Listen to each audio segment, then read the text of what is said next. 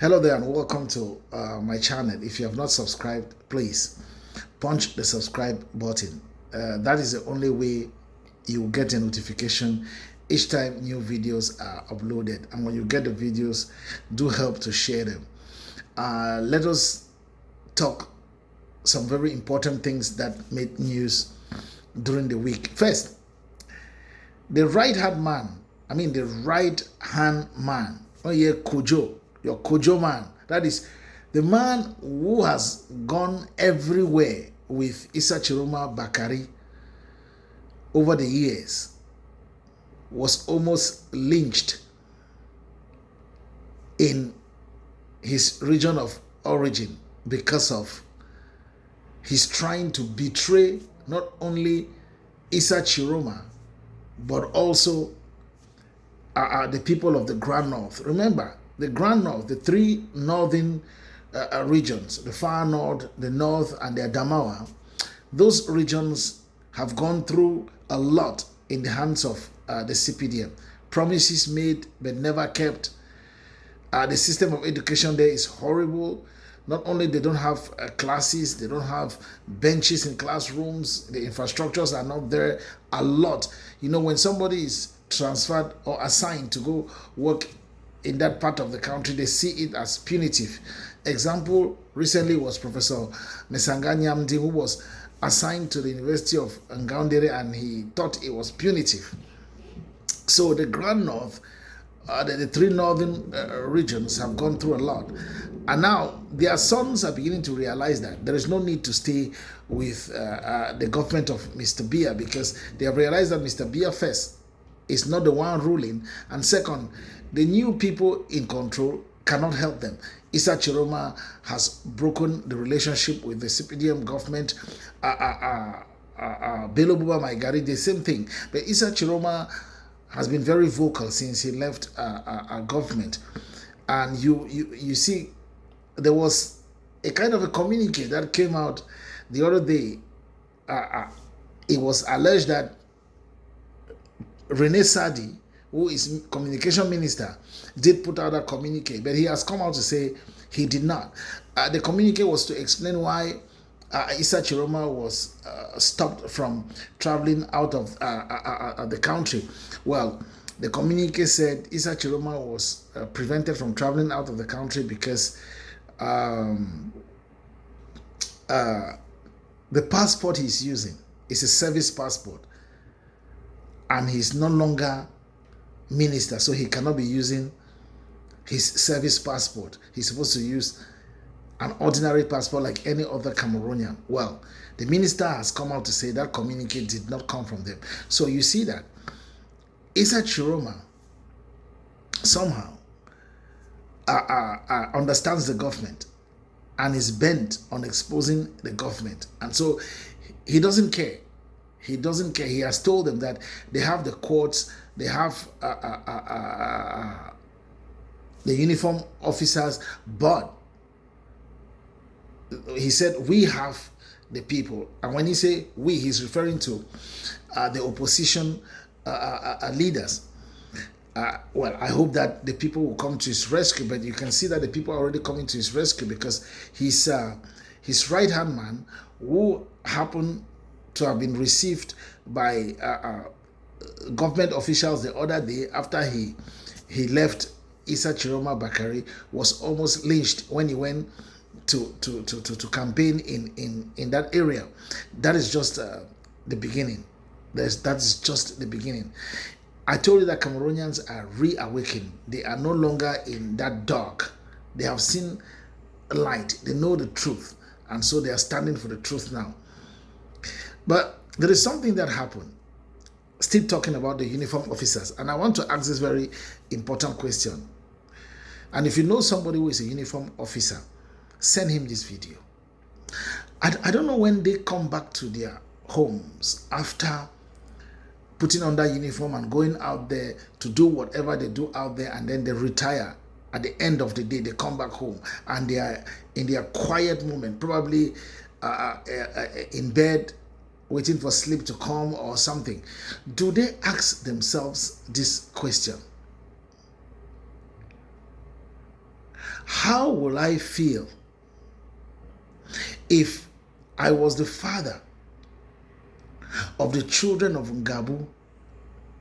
I went out to look for money to help my family, and I get a phone call, and the only message that I receive is that my son or my daughter has been shot, like the children who were killed in Gabo.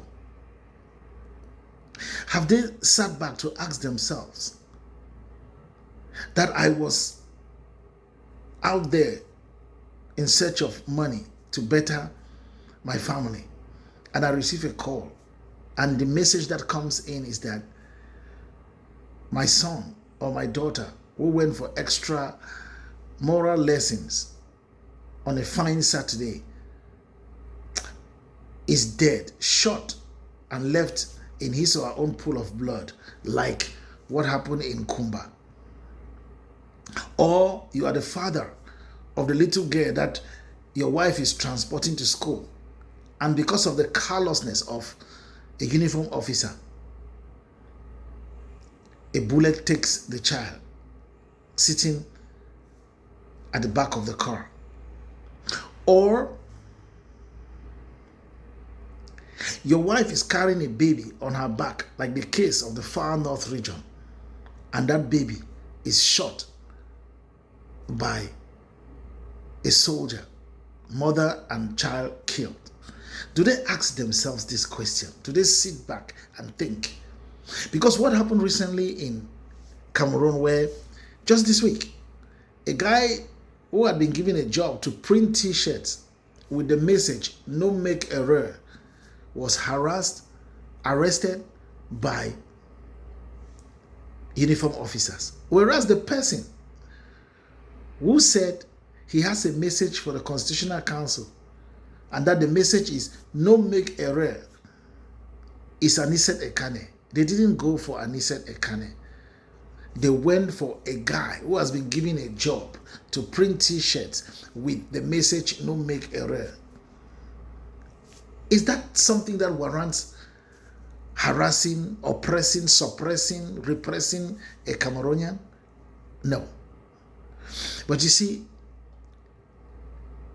the actions of our uniform officers only tell you that they are partisans of what the regime is doing. And it is sad because they see what is happening now in the English-speaking regions of Cameroon. I don't pray for that to cross over to the other part of Cameroon, because it will be very, very dangerous, not only for the government of Mr. Biya, but for some people. Yeah, for some people. Because every day that you guys do these things, you're creating enemies in your own neighborhood for yourself. Because you will still come back to meet these people in the neighborhood. Those who give you the instructions to do this thing, you don't live in their neighborhood where there is security 24/7. You don't live in their neighborhood that in case you shout, they will come out. They will not come out. If something happens to you, it is that civilian, your next door neighbor, who is going to come to your rescue. Why can't our uniform officers think? We have seen uniform officers take over their country from dictators, like in Gabon, Chad, name them, Zimbabwe. But in Cameroon, it's a different situation. They instead terrorize civilians, people they are supposed to protect alongside their properties. It's a shame. It's a big shame. So you see, a time has come in Cameroon when we don't know what is going to happen. To be honest, as a Cameroonian, I would not like to see Cameroon go down the path of other countries where transition has come through chaos. But with the government we have in place, one is afraid that it seems that is the path our country is going down. And I just pray that for some reasons the Constitutional Council should do the right thing, reinstate the candidature of Professor Maurice Kamto, and let them go to the battlefield the polls, and voting should take place, and we'll see who is going to come out victorious. Because the groundwork that has been done by the Cameroon Renaissance Movement, the number of militants who have been registered is mind-blowing. I was talking to a young journalist in the Southwest region, and she told me she has never voted, but this time around she has registered to vote because she sees some hope in Professor Maurice Kamto. And there are so many of young people like that who are banking on Professor Maurice Kamto's plan for the country. And now, Jodene Yevga, territorial administration boss, they have crushed the hopes of these people. So you can imagine what is going to happen. But tomorrow is Monday. The Constitutional Council is going to listen to the petitions. We just pray that they do the right thing, because Cameroon, first of all, has been destroyed. So no amount of war or whatever is prayed for at the moment in our country. We don't want war, because there is nothing for war to come and destroy. The country is already destroyed. We want peace. We want a peaceful transition, so that a new person with new concepts can come in and bring some change. Let us be praying for the country, and let us pray that those who are part of the Constitutional Council can do the right thing.